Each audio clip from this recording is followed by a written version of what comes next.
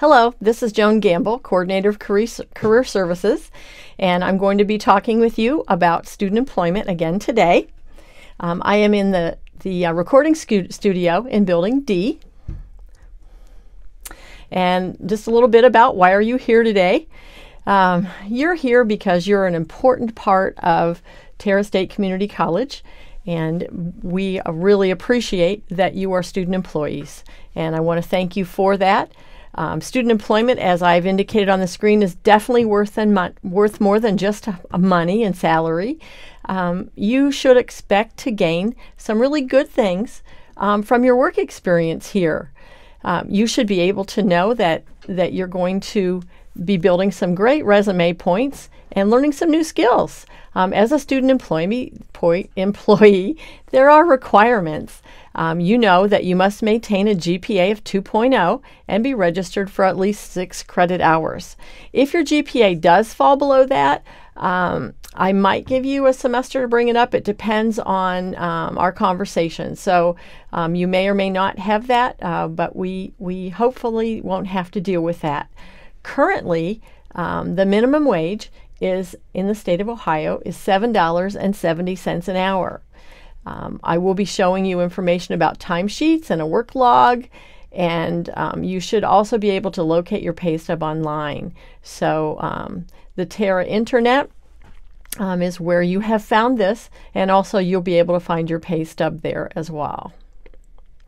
As a student employee, you sort of wonder, how many hours can you work? And definitely it depends. In the summer, if you're not taking classes and you are registered for fall classes, you may work up to 40 hours a week depending on the division where you're working and what their needs are. So, but during the school year, you really should not work more than 25 hours a week max. 20 would probably be better, but definitely on a regular basis, you should not go over 25 hours a week. How do you figure out your pay? Well, if you are a Federal Work Studies student, you may be receiving $1,500 per semester. And if you divide that by the minimum wage, $7.70, you'll see that you can work about 194 hours per semester. And as far as Federal Work Study, how does that work? From July 1 until the winter semester starts, or spring semester starts in January, that's when you can use those hours. And then once the semester starts in January, you'll have from that start date to the end of June at the latest to use your Federal Work Study dollars. If you are not receiving Federal Work Study only, you may find that you can work more hours than that. It really depends on your need, where you're working, and so forth. So here's a review of what I just said. You can work a maximum of 25 hours per week when class is in session, and when it's not, then you can work more hours. But remember, your schoolwork comes first.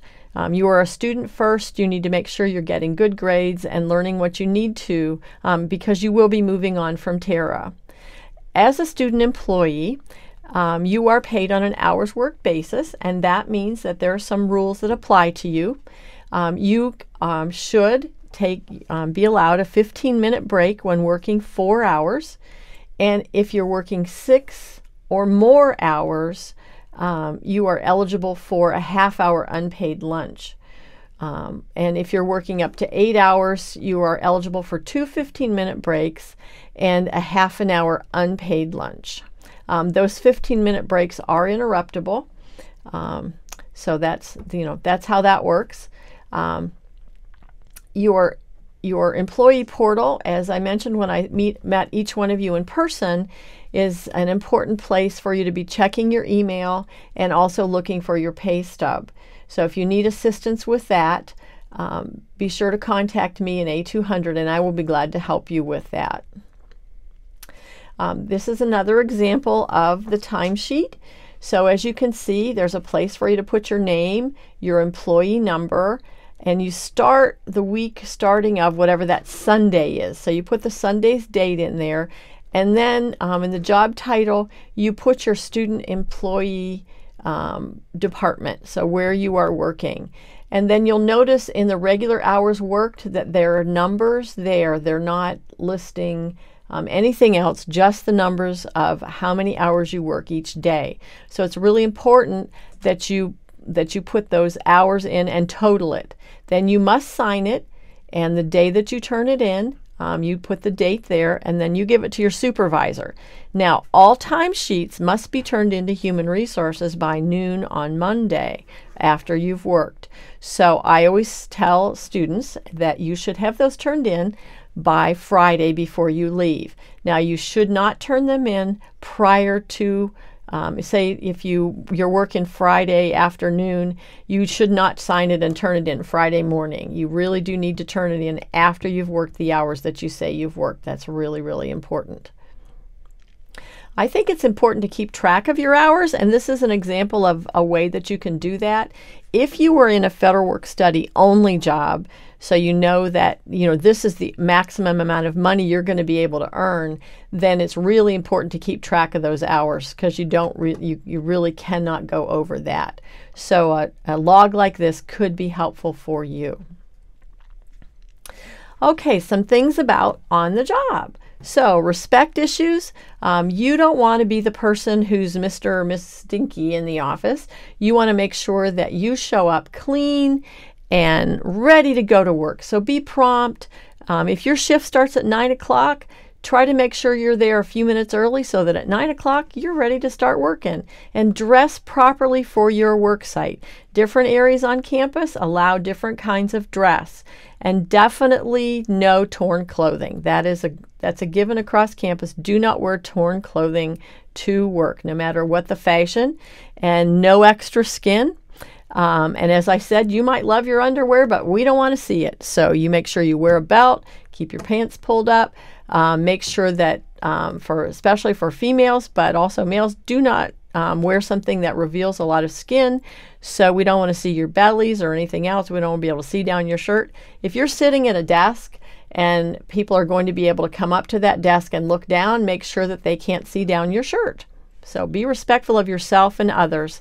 And civility, make sure you listen to those around you, listen to your supervisors, be polite, listen to your customers. And just remember, languages, jokes, and stories that are offensive in nature are things that we don't want to hear. We do have the harassment policy, and also just part of common courtesy to others. We want to be polite and not say things that are derogatory to others. You might not mean them to be offensive, but that does not that does not take the harm away from those that hear that are offended. So definitely respect others. No swearing on the job. Just continue to be a polite person. Think about how you want others to be around you, and be polite to others. As far as supervisors, of course you want to arrive on time and be ready to work. And then do not do schoolwork during working hours unless your supervisor has given you permission to do that.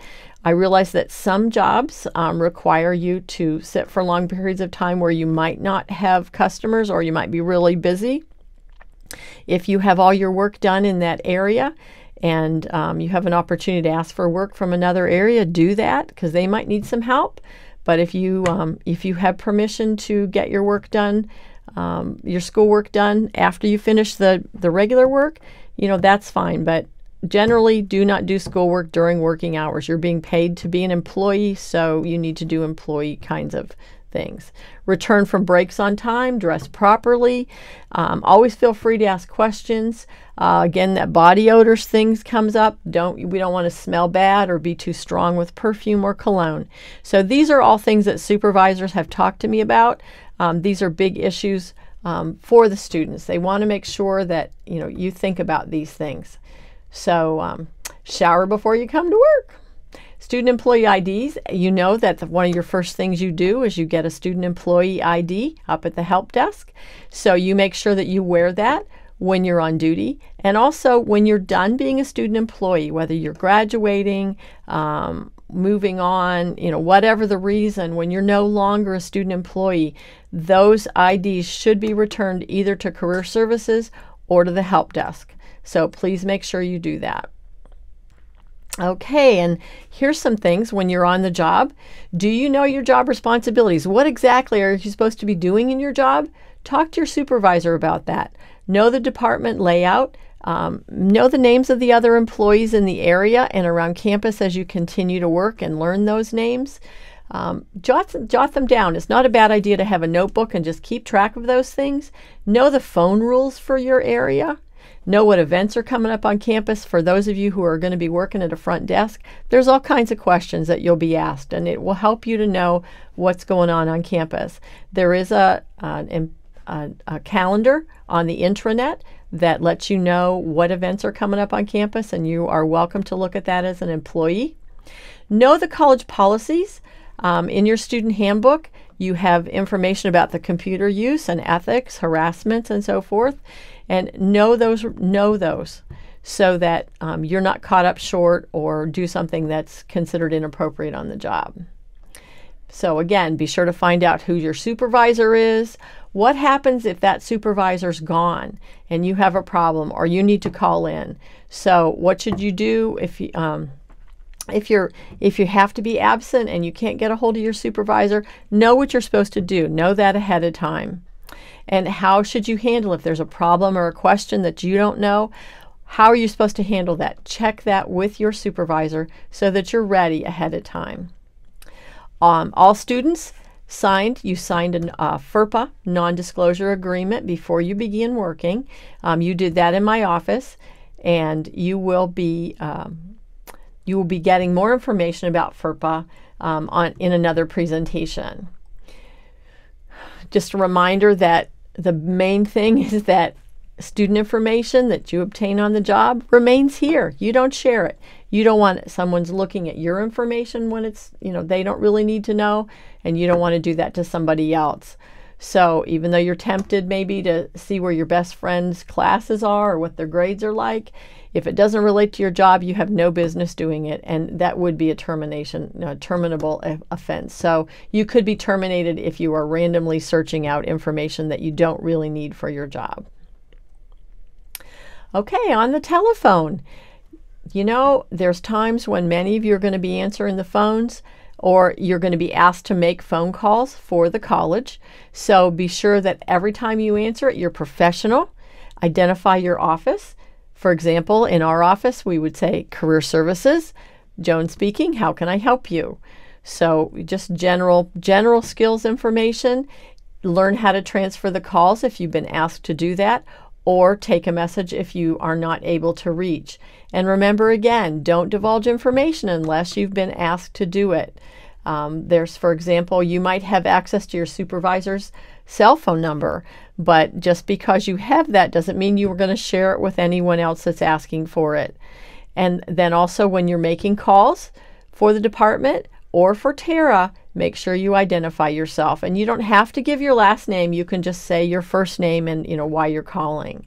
So it's a good idea to have general information about the college, and so you're prepared if someone asks you a question. If you don't know the answer to the question, you can get their contact information and call them back so that someone can answer that for them.